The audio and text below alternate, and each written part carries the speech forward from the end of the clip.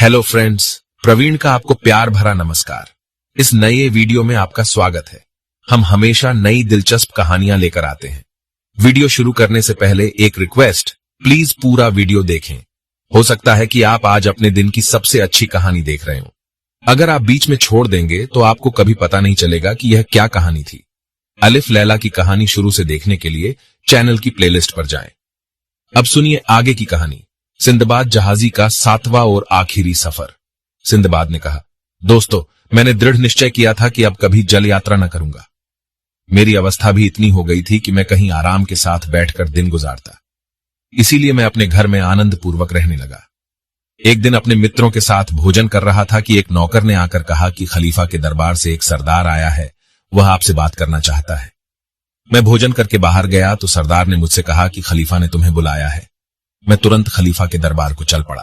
खलीफा के सामने जाकर मैंने जमीन चूमकर प्रणाम किया।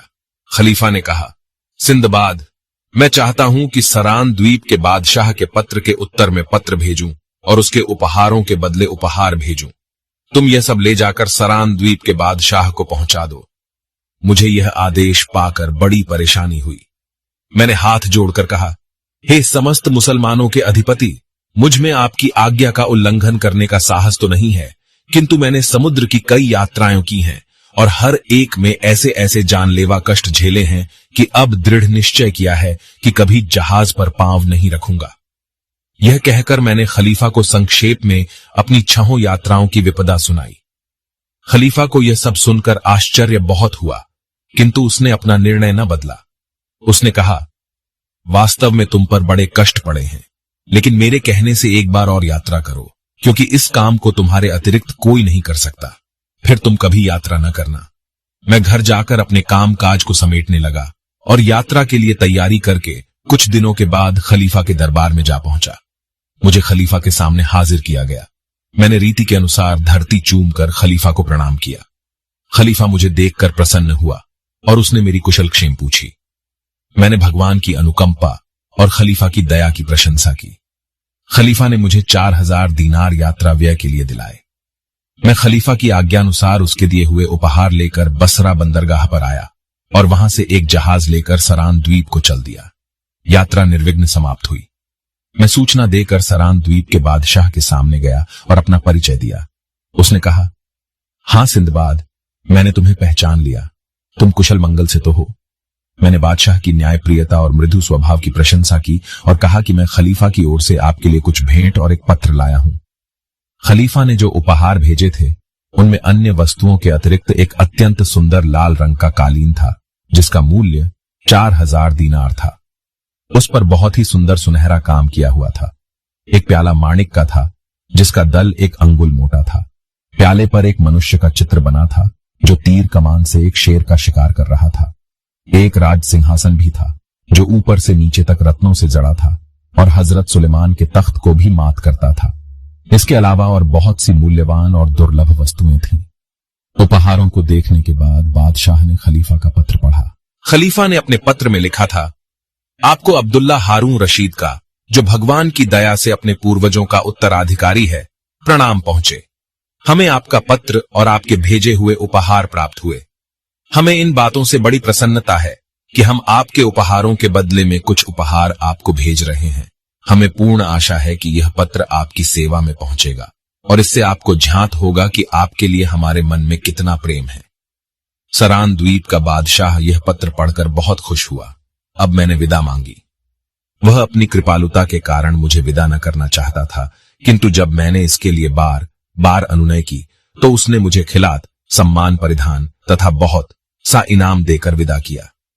मैं अपने जहाज पर वापस आया और कप्तान से कहा कि मैं शीघ्रातिशीघ्र बगदाद पहुंचना चाहता हूं। उसने जहाज को तेज चलाया, किंतु भगवान की कुछ और ही इच्छा थी। हमारा जहाज चले 3-4 ही दिन हुए थे कि समुद्री लुटेरों ने आकर हमें घेर लिया। हम उनका सामना करने में असमर्थ रहे। लुटेरों ने जहाज का सारा सामान भी लूट लिया और हम सब लोगों को भी बंदी बना लिया। हम में से जिन लोगों ने प्रतिरोध करना चाहा, उन्हें लुटेरों ने मार डाला। फिर लुटेरों ने हम लोगों के कपड़े उतारकर गुलामों जैसे कपड़े, जो गाढ़े के बने होते हैं, पहनाए और एक दूरस्थ द्वीप में ले जाकर हमें बेच डाला। मुझे एक मालदार व्यापारी ने खरीद लिया। उसने अपने घर ले जाकर मुझे अपने गुलामों जैसे कपड़े पहनाए और मुझे खाने पीने को दिया। वह यह तो जानता नहीं था कि मैं कौन हूं और क्या करता हूं। उसने एक दिन मुझसे पूछा कि तुम्हें कोई काम आता है या नहीं। तब मैंने बताया कि मेरा धंधा व्यापार का था और समुद्री लुटेरों ने हमारा जहाज लूट लिया और हम लोगों को गुलाम बनाकर बेच दिया। मालिक ने पूछा कि तुम्हें तीर चलाना आता है या नहीं। मैंने कहा कि बचपन में मैंने इसका अभ्यास किया था और अब भी इसे भूला नहीं हूंगा। अब मालिक ने धनुष बाण देकर मुझे अपने साथ एक हाथी पर बैठाया और नगर से कई दिनों की राह पर स्थित एक बड़े वन में गया। वहां एक बड़ा वृक्ष दिखाकर कहा कि इस पर छुप कर बैठो और इधर से जो हाथी निकले तो उसे मारो। जब कोई हाथी शिकार हो जाए तो मुझे आकर बताओ।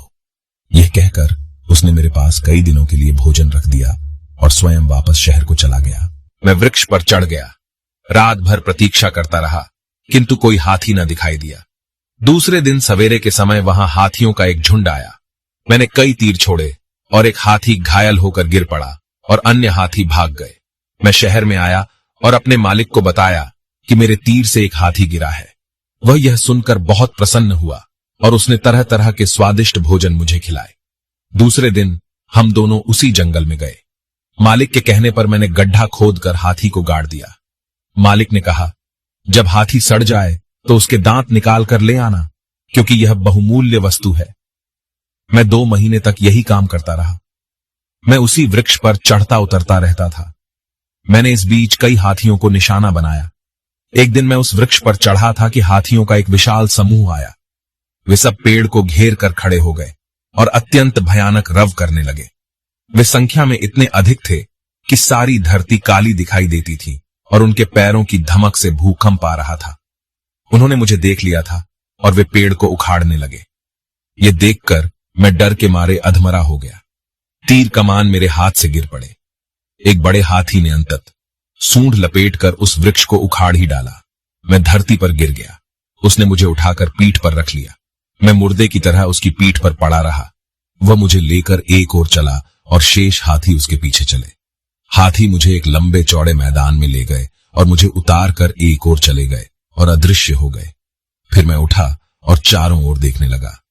कुछ दूर पर मुझे एक बड़ा खड्डा दिखाई दिया जिसमें हाथियों के अस्थि पंजरों के ढेर लगे थे। अब मैंने सोचा कि हाथी कितना बुद्धिमान जीव होता है। जब हाथियों ने देखा कि मैं उनके दांतों के लिए ही उनका शिकार करता हूं, तो उन्होंने खुद मुझे यहां लाकर यह खड्ड दिखाया और यह इशारा किया कि तुम हमें मत मारो, बल्कि यहां से जितने चाहो हाथी दांत ले लो। मालूम होता था कि जब कोई हाथी मृत्यु के निकट होता है तो खड्ड में गिरकर मर जाता है। मैं वहां एक क्षण के लिए ही ठहरा और वापस अपने मालिक के यहां पहुंचा। रास्ते में मुझे एक भी हाथी नहीं दिखाई दिया। मालूम होता था कि सभी हाथी उस जंगल को छोड़कर किसी दूर के जंगल में चले गए थे।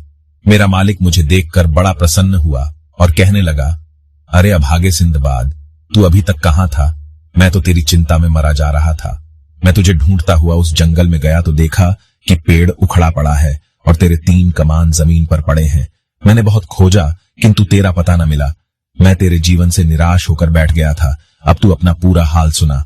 तुझ पर क्या बीती और तू अब तक किस प्रकार जीवित बचा है? मैंने व्यापारी को पूरा हाल सुनाया। वह उस खड्ड की बात सुनकर बहुत प्रसन्न हुआ। मेरे साथ वह उस खड्ड तक पहुंचा और जितने हाथी दांत उसके हाथी पर लद सकते थे उन्हें लाद कर शहर वापस आया।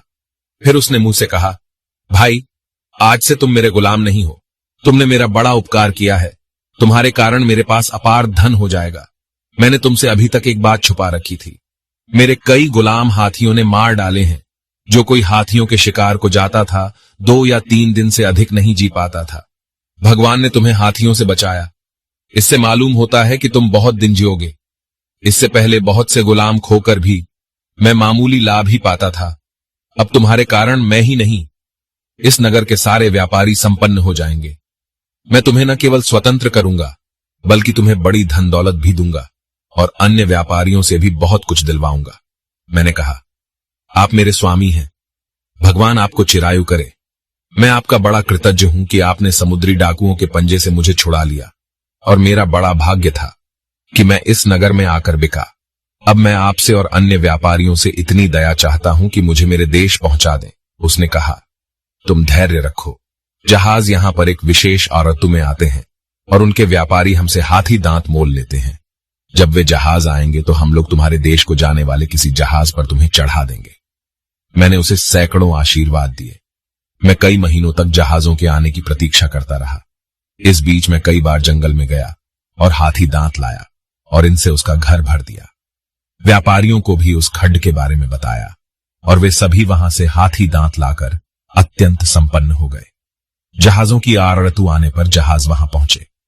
मेरे स्वामी व्यापारी ने अपने घर के आधे हाथी दांत मुझे दे दिए और एक जहाज पर मेरे नाम से उन्हें चढ़ा दिया और अनेक प्रकार की खाद्य सामग्री भी मुझे दे दी।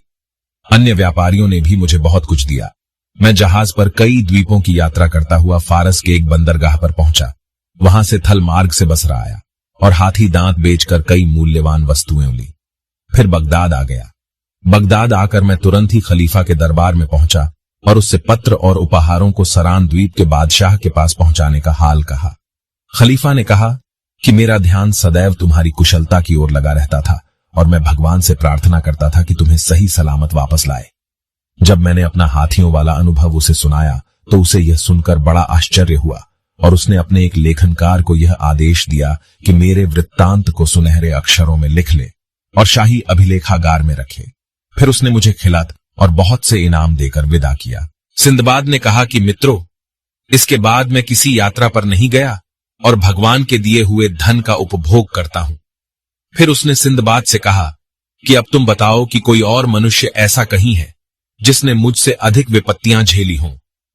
सिंदबाद ने सम्मानपूर्वक सिंदबाद का हाथ चूमा और कहा, सच्ची बात तो यह है कि इन 7 समुद्र यात्राओं के दौरान जितनी मुसीबत आपने उठाई और जितनी बार प्राणों के संकट से बचकर निकले, उतनी किसी की भी शक्ति नहीं है। मैं अभी तक बिल्कुल अनजान था कि अपनी निर्धनता को रोता था और आपकी सुख सुविधाओं से ईर्ष्या करता था। मैं रूखी सूखी खाता हूं, किंतु भगवान को लाख धन्यवाद है कि अपने स्त्री पुत्रों के बीच आनंद से रहता हूं। ऐसी कोई विपत्ति मुझ पर नहीं आई जैसी विपत्तियां आपने उठाई हैं। वास्तव में जो सुख आप भोग रहे हैं, आप उससे अधिक के अधिकारी हैं। भगवान करें आप सदैव इसी प्रकार ऐश्वर्यवान और सुखी रहें। सिंदबाद ने सिंदबाद को 400 दीनारें और दी और उससे कहा कि तुम अब मेहनत मजदूरी करना छोड़ दो और मेरे मुसाहिब हो जाओ। मैं सारी उम्र तुम्हारे स्त्री बच्चों का भरण पोषण करूंगा। सिंदबाद ने ऐसा ही किया और सारी आयु आनंद से बिताई। इस वीडियो में कहानी यहीं तक। आगे के लिए आपसे मिलते हैं अगली वीडियो में। ऐसे ही और भी ढेरों मजेदार कहानियां, हैरान कर देने वाले किस्से, अनसुलझी घटनाएं, रहस्य और जानकारियों के लिए अभी हमारे चैनल को सब्सक्राइब करें। आपको ये वीडियो पसंद आया हो तो लाइक जरूर कीजिए और शेयर कीजिए। नोटिफिकेशन के लिए राइट साइड जो नीचे बेल आइकन है, इसको दबा दें ताकि लेटेस्ट अपडेट आपके पास सबसे पहले पहुंचे। तब तक के लिए हंसते रहिए, मुस्कुराते रहिए।